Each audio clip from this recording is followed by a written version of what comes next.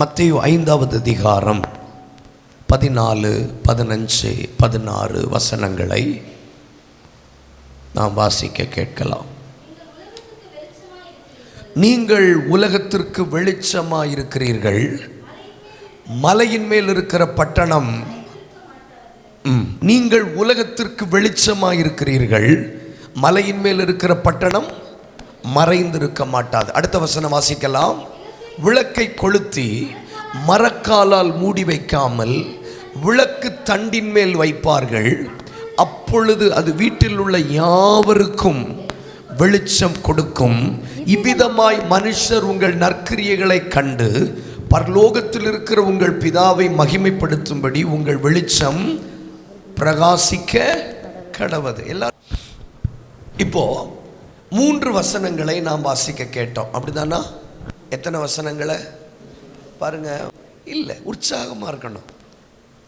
உங்களை பார்க்கும்போது 4 பேருக்கு எழும்பணும். பாருங்க, எலிசாவினுடைய எலும்பு மேலே ஒரு செத்த டெட் பாடியை போட்ட போது அவன் உயிரோடு வந்துட்டான்.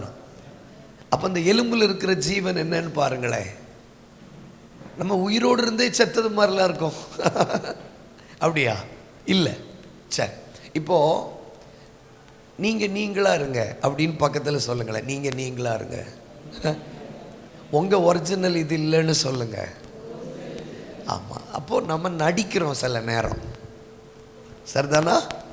உண்மையிலேயே நம்ம இப்படித்தான் எல்லா இடத்துலையும் இருக்கோமா? இல்லை. டீ கடையில் வேறு மாதிரி, துணி கடையில் வேறு மாதிரி, பேக்கரியில் வேறு மாதிரி, ஸ்கூலில் வேறு மாதிரி, காலேஜில் வேறு மாதிரி. ஆண்டவருக்கு பிடிக்காத ஒரு கூட்டம் ஹிப்போக்ரைட், மாயக்காரன். பிடிக்காது. மாயக்காரன்னா நடிக்கிறவங்கள ஆண்டவருக்கு பிடிக்காது. நாமளாக இருக்கணும், கொஞ்சம் விட்டு கொடுக்கணும். மிக மிக முக்கியமான ஒரு விஷயத்தை ஆண்டவர் நம்மோடு கூட பேச விரும்புகிறார். சரி, நீங்கள் உலகத்திற்கு வெளிச்சமாக இருக்கிறீர்கள். மலையின் மேல் இருக்கிற பட்டணம் மறைந்திருக்க மாட்டாது.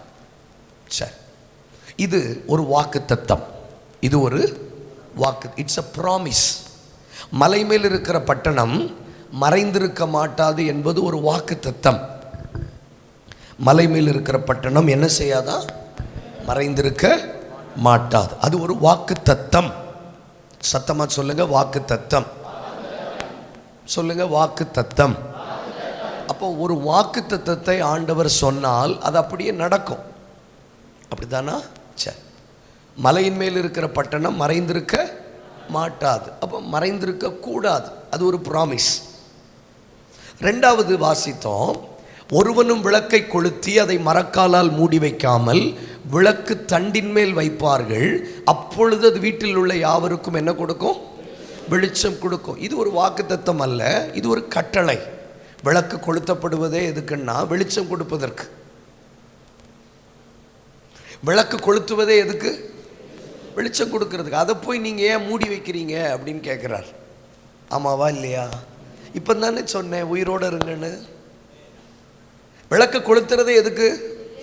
வெளிச்சம் கொடுப்பதற்கு. அதை போய் நீங்கள் மரக்காலால் என்ன செய்கிறீங்க? மூடி வைக்கிறீங்க. அப்படி மூடி வைக்கக்கூடாது. அது இப்படி மூடி வைக்காமல் இருந்தால் அது வீட்டில் உள்ள யாவருக்கு என்ன கொடுக்கும்? வெளிச்சம் கொடுக்கும். அப்போ இது ஒரு கட்டளை, இட்ஸ் அ கமாண்ட். விளக்கு கொளுத்தப்படுவதே அது வெளிச்சம் கொடுப்பதற்காகத்தான். அப்போ நீங்கள் அதை என்ன செய்யக்கூடாது? மூடி வைக்கக்கூடாது. அடுத்த வசனம், இவ்விதமாய் மனுஷர் உங்கள் நற்கிரியைகளை கண்டு பரலோகத்தில் இருக்கிற உங்கள் பிதாவை மகிமைப்படுத்தும்படி உங்கள் வெளிச்சம் அவர்கள் மேல் பிரகாசிக்க கடவுது. இது வாக்குத்தத்தமும் இல்லை, கட்டளையும் இல்லை, இது தேவனுடைய எதிர்பார்ப்பு. நான் பேச பேச நீங்கள் என் கூட சொல்லணும். அதுக்கு தான் நான் இவ்வளோ கதை சொல்கிறேன் உங்களுக்கு. சொல்லுங்கள், எதிர்பார்ப்பு. அப்போ இந்த 3 வசனத்திலும் பிரதானமாய் பயன்படுத்தியிருக்கிற வார்த்தை வெளிச்சம். இந்த 3 வசனத்திலையும் பிரதானமான கீவேர்டு என்னது? வெளிச்சம். ரைட், இந்த டோன் உங்ககிட்ட இருக்கட்டும், வெளிச்சம். சரியா? அப்போ அந்த வெளிச்சம் ஒரு இடத்துல சொல்கிறாரு, அது மறைந்திருக்க மாட்டாது. அது வாக்குத்தத்தம். அடுத்து என்ன சொன்னோம்? அது ஒரு நாளும் மரக்காலால் மூடி வைக்கக்கூடாது. அது மற்றவர்களுக்கு மேலே என்ன செய்யணும்? பிரகாசிக்கணும். அப்படின்னா அது ஒரு கட்டளை. அடுத்து, இவ்விதமாய் மனுஷர் உங்கள் நற்கிரியைகளை கண்டு பரலோகத்தில் இருக்கிற உங்கள் பிதாவை மகிமைப்படுத்தும்படி உங்கள் வெளிச்சம் பிரகாசிக்க கடவது. இது தேவனுடைய எதிர்பார்ப்பு.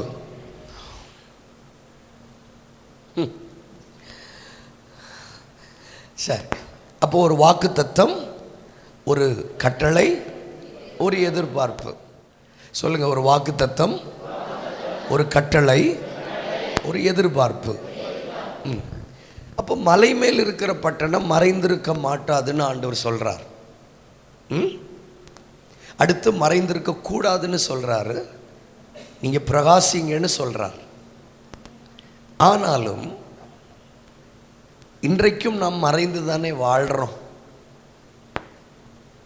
இப்படி நான் மட்டும் பேசிட்டு தனியாலாம் போக முடியாது, நீங்கள் கூட வரணும்.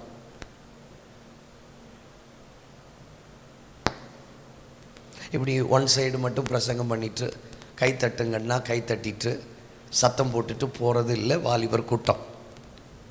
சரிதானா? கொஞ்சம் உற்சாகமாக வாங்க. மலை மேல் இருக்கிற பட்டணம் மறைந்திருக்க மாட்டாது என்பது வாக்குத்தத்தம். ஆமாவா இல்லையா?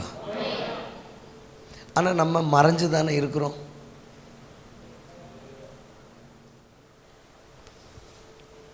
மலை மேல் இருக்கிற பட்டணம் 4 மணி ஆனாலும் நான் விட மாட்டேன்.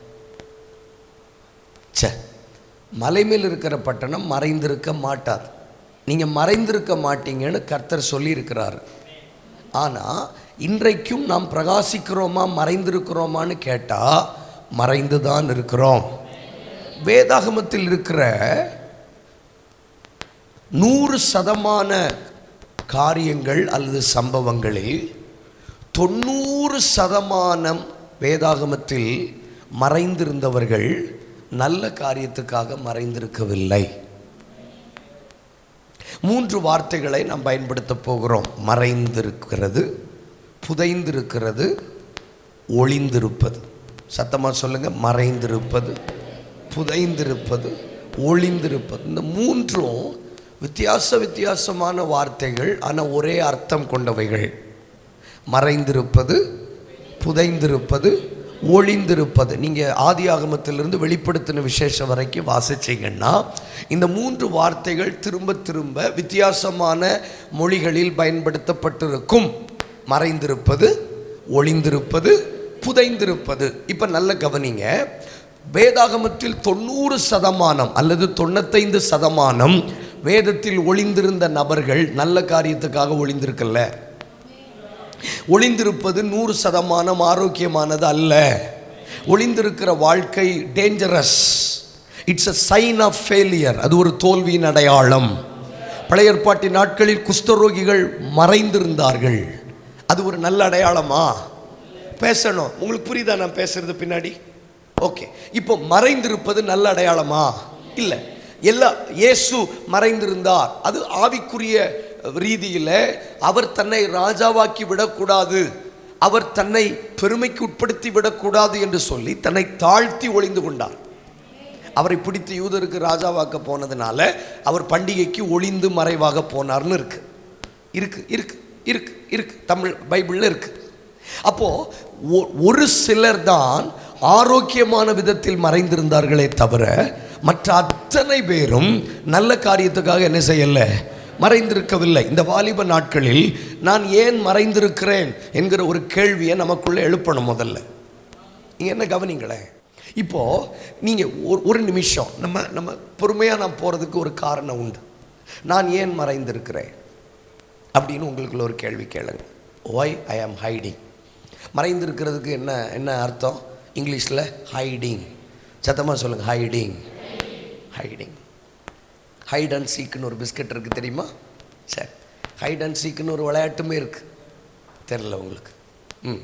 அப்போ ஹைடிங், மறைவதற்கு என்ன காரணம்? மறைவதற்கு என்ன காரணம்? நான் ஏன் மறைஞ்சிருக்கிறேன்? மலை மேல் இருக்கிற பட்டணம் மறைந்திருக்க மாட்டாதுன்னு கர்த்தர் வாக்கு கொடுக்குறாரு. ஆனால் நான் இன்னைக்கும் மறைஞ்சு தானே இருக்கிறேன்.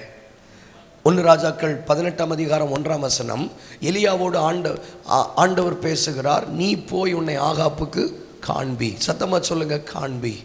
ஆங்கிலத்தில் show yourself to a cop. Show yourself to a cop. உன்னை ஆகாப்புக்கு காண்பி. சத்தமாக சொல்லுங்க, காண்பிக்க வேண்டிய வயதில், வெளிப்பட வேண்டிய வயதில் நான் ஏன் மறைந்திருக்க வேண்டும்? நான் ஏன் மறைந்திருக்கிறேன்? அந்த எல்லாம் மறைந்து கொள்ளுவதற்கும் ஆவிக்குரிய அர்த்தங்கள் அல்லது எல்லாம் மறைந்திருக்கிறதுக்கும் நல்ல காரணங்கள் இல்லை. 90% மறைந்திருப்பது நல்ல காரணங்களுக்கு இல்லை. வேகமாக கற்றுக்கொண்டு நம்ம ஜெபிக்க போகிறோம். அப்போது இந்த மலை மேல் இருக்கிற பட்டணம் ஏன் மறைந்திருக்க முடியல? ஒரு விஷயம் மறைந்திருக்க முடியாமல் வெளிப்படுகிறதானால் அதில் ஏதோ ஒரு விசேஷம் இருக்குன்னு தானே அர்த்தம். இருக்கு, சம்திங் ஸ்பெஷல் இருக்கு. ஒரு பாட்டு நல்லா இருந்துச்சுன்னா மறைஞ்சிருக்க முடியுமா? உங்களுக்கு புரிகிற மாதிரியே பேசுகிறேன். ஒரு நல்ல பிரசங்கத்தால் மறைஞ்சிருக்க முடியுமா? யூடியூப்ல ஒரு நல்ல பாட்டு வந்தால் எத்தனை பேர் பார்க்குறாங்க, அது மறைஞ்சிருக்க முடியல. இப்போ இந்த நல்ல விஷயம், இப்போ நாம் ஒரு நல்ல காரியங்கள் இருந்தால் அது என்ன செய்ய முடியாது? மறைஞ்சிருக்க முடியாது. கவனமாக கேளுங்க. எனக்கு மூச்சு விடாமல் பிரசங்கம் பண்ண தெரியும், ஆனால் அதுக்கு நான் வரல. அல்லது ஒரு பிரசங்கம் பண்ணிட்டு நான் நல்ல பிரசங்கியாருன்னு சாதிக்கிறதுக்கு வரல. we need to deal, நம்ம விஷயங்களை நாம் புரிந்து கொள்ளணும். மலை மேல் இருக்கிற பட்டணம் மறைந்திருக்க கொஞ்சம் பேசுங்க மாட்டாது. ஆனால் நான் மறைஞ்சு தானே இருக்கிறேன். ஏன் நான் மறைஞ்சிருக்கிறேன்? நல்ல விஷயம் இருந்தால் நகத்தெல்லாம் அப்புறம் பார்க்கலாம். நல்ல விஷயங்கள் இருந்தால் நம்ம மறைஞ்சிருக்க மாட்டோம். அந்த மலை மேல் இருக்கிற பட்டணம் ஏன் மறைஞ்சிருக்க முடியலன்னா அந்த பட்டணத்துக்குள்ளே ஏதோ ஒன்று இருக்குது. அதனால அந்த பட்டணத்தால் மறைஞ்சிருக்க முடியல. திருநெல்வேலி மாவட்டத்தால் மறைஞ்சிருக்க முடியாது. ஏன்னா அதுக்குள்ள அல்வா இருக்குது. அல்வா இருக்கிற பட்டணம் மறைஞ்சிருக்க முடியுமா? இவ்வளோ உற்சாகமாக இருப்பீங்கன்னு நான் கனவுல கூட நினைக்கல. பாட்டிமார்களுக்கு கூட கூட்டம் நடத்திடலாம், கஷ்டம். உங்களை உணர்ச்சி வசப்படுத்துறது ரொம்ப ஈஸி பாருங்க, ஆனால் அதை நான் செய்ய மாட்டேன். வேண்டாம். ஒரு பட்டணம் ஏன் சார் மறைஞ்சிருக்க மாட்டேன்? திருநெல்வேலியே இன்னைக்கு உலகத்தில் எங்கே கேட்டாலும் தெரியுதா இல்லையா? ஏன் அந்த பட்டணத்தால் மறைஞ்சிருக்க முடியல? அல்வாவும் இருக்கு, அருவாவும் இருக்கு. இருக்கு. தூத்துக்குடி மாவட்டத்தால் நினைச்சாலும் மறைஞ்சிருக்க முடியல. ஏன்? ஏதாவது சொல்லுங்க. துறைமுகம் இருக்கு. அப்போ கோவில்பட்டியால் ஏன் மறைஞ்சிருக்க முடியல? கடலை முட்டாய் இருக்கு.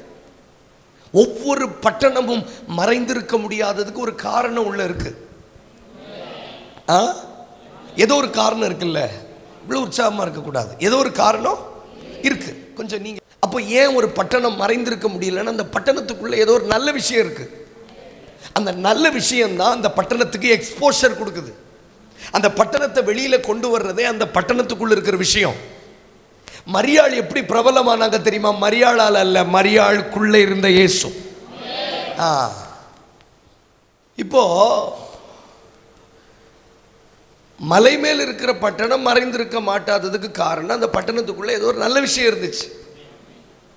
மரியாள் ஏன் மறைஞ்சிருக்க முடியல? மரியாளுக்குள்ள ஒரு நல்ல விஷயம் இருந்தது. எலிசபெத் மலை நாட்டிலே குடியிருந்தவளை தேடி போய் மரியாள் வாழ்த்தினாள். மலை மேல் இருக்கிற பட்டணம் மறைந்திருக்க மாட்டாது. அப்போ எனக்குள்ள நல்ல விஷயம் ஒன்றும் இல்லையா? அப்போ ஏன் மறைஞ்சிருக்கீங்க? இருக்குன்னு சொன்னீங்கல்ல, then why you are hiding?